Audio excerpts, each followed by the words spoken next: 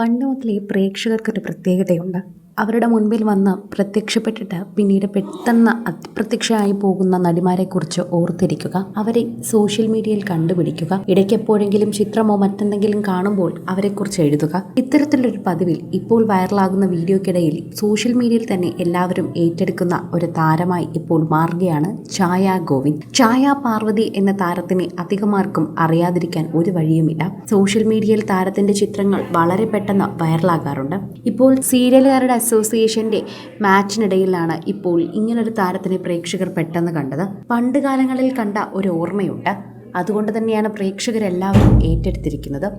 ഈ വീഡിയോ കണ്ടുകൊണ്ടിരുന്നപ്പോഴാണ് പലരും ഈ വാർത്തയെക്കുറിച്ച് ഏറ്റെടുക്കുന്നത്. നിരവധി താരങ്ങളെ കണ്ടല്ലോ, ഇവരെല്ലാവരെയും ഇപ്പോൾ കാണാൻ പറ്റുമെന്ന് കരുതിയില്ല.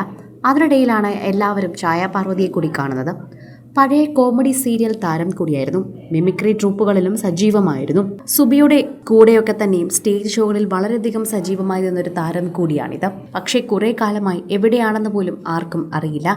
ഇപ്പോഴാണ് ആത്മയുടെ ക്രിക്കറ്റ് ടൂർണമെന്റിൽ വളരെയധികം നാളുകൾക്ക് ശേഷം എത്തിയത്.